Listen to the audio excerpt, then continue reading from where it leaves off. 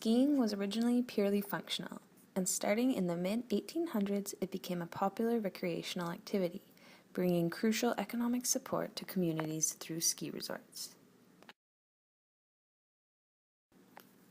The oldest information about skiing is based on archaeological evidence. One of the oldest skis ever found was discovered in Sweden and has been dated as far back as 5200 BC and was made from pine.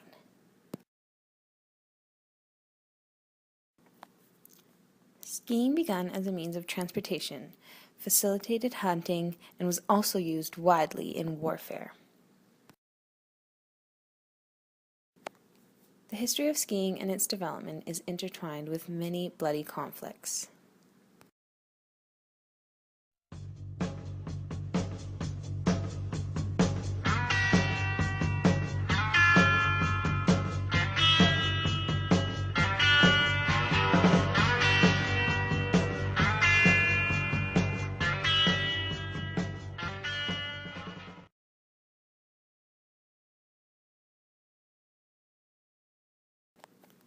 The Norwegian military had ski competitions from the 1670s and used them as training exercises for soldiers.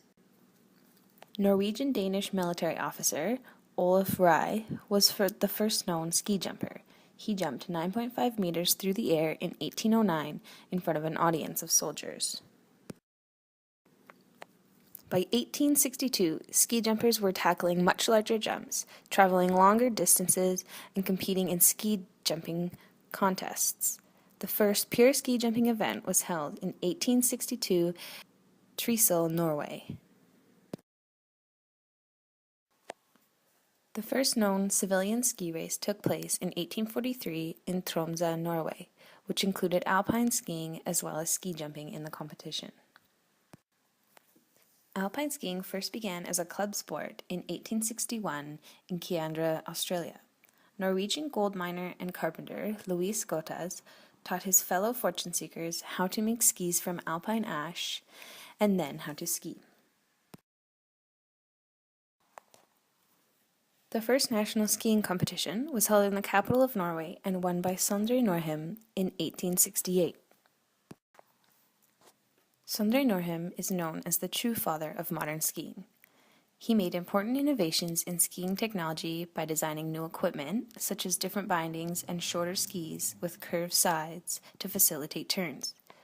He also designed the telemark ski and introduced the telemark style of skiing, also known as freeheel skiing.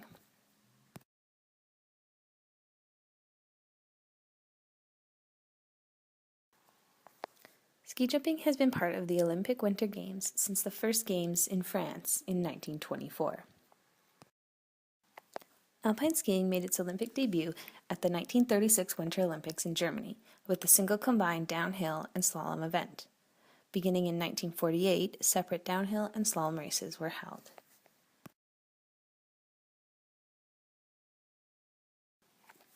Men's cross-country skiing has been a part of the Olympics since the first Winter Games held in France in 1924, while women's events were contested at the 1952 Winter Olympics in Oslo, Norway. Early skis were not built for speed, but instead to keep the skier on top of the snow, and were strapped to the skier's shoe with leather straps. The earliest ski equipment was made from bone and wood, and has continued to improve and evolve over time. Wood skis were the standard until the 1960s, when the first fiberglass skis were made. In the 1990s, manufacturers started making shaped skis, which are also called parabolic skis, and are made from aluminum, fiberglass, Kevlar, titanium, and carbon fibers. Skiers wore regular footwear while skiing until the turn of the century, and the first downhill ski boots were made of thick leather. By the 1930s, these boots were very common. They kept the skier's feet warm but did nothing to help control the skis. In 1962, Bob Lang introduced the first plastic ski boots. These boots had increased control, fit, and performance compared to the leather boots, and other manufacturers quickly followed Lang's design. In 2009, the first carbon fiber boot became available, increasing control and comfort for the skier because they are much lighter and more flexible compared to the plastic boots. The first ski poles doubled as spears for hunting and were made of wood. After that, early skis were made from bamboo with baskets attached on the bottom so that they would not sink in the snow. After World War II, ski poles were made from steel, and in 1958, aluminum poles became popular. From 1990 till present, carbon fiber poles have been the pole of choice.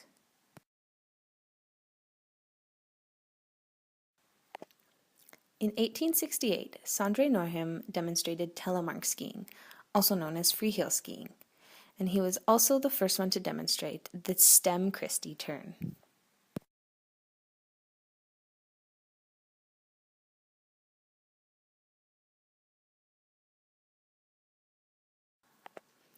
In 1897, Matthias Zardsky published a book describing the snowplow turn, a ski braking and turning technique that is still taught to beginners today.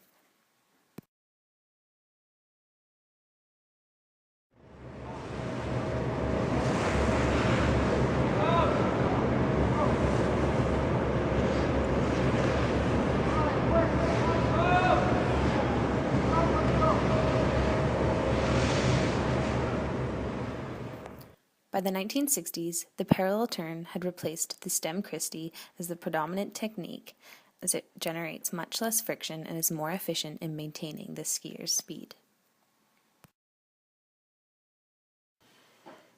The Arlberg technique, developed by Johann Schneider, was the primary method of instruction in alpine skiing from 1910 to the 1990s.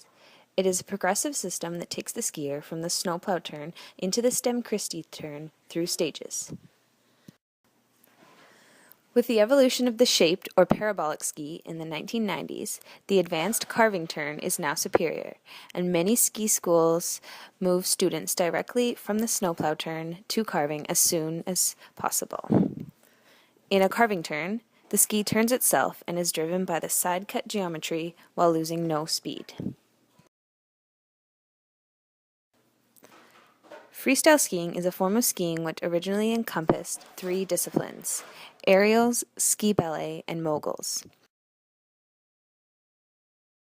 It now also consists ski cross, ski halfpipe, and slopestyle. Freestyle skiing became a part of the Winter Olympic Games at the 1992 Games in France. Moguls became an official medal sport at the 1992 Games, while aerials and ballet were still demonstration events. At the 1994 Games, aerials also became an official medal event, and the ski ballet competition was dropped. For the 2010 Winter Olympics, ski cross was added to the program, and at the 2014 Winter Olympics, ski halfpipe has been added. In those days, a good skier was someone who could just get to the bottom of the hill without falling. But by the 1960s, the world had more than 10 million avid skiers. And a good skier was someone who could keep his skis together and make his way down the slope with a few jumps and some quick wiggles. But things changed in the 70s. Millions of skiers created millions of moguls, and the hot dogger was born.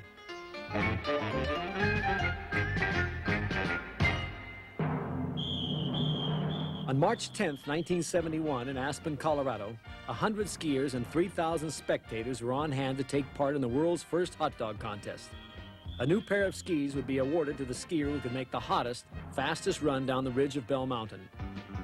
A fall was only judged as a fall if the skier came to a complete stop. Otherwise, it was considered a recovery, and great recoveries scored high.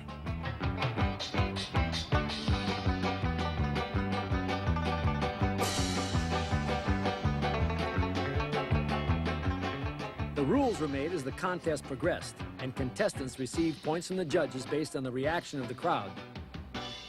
Sun Valley's Dave Wheeler with a dazzling off-the-wall performance.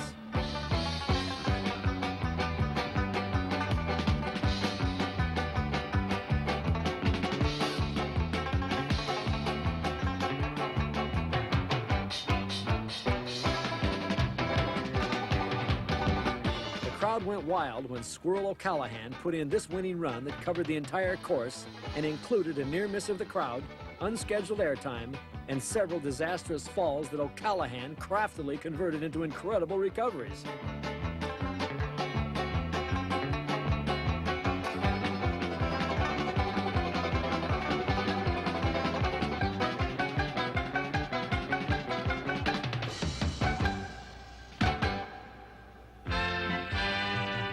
Within 2 years, hot dogging became skiing's biggest spectator event, and 200 competitors would show up for a contest where $50,000 in cash prizes would be awarded the winners during a 3-day festival. Local skiers would arrive on the scene and join in just for the thrill of competition, while serious skiers quit their jobs and joined the circuit. The name was changed from hot dogging to freestyle, but the crowd still gave the biggest cheers for the biggest crashes.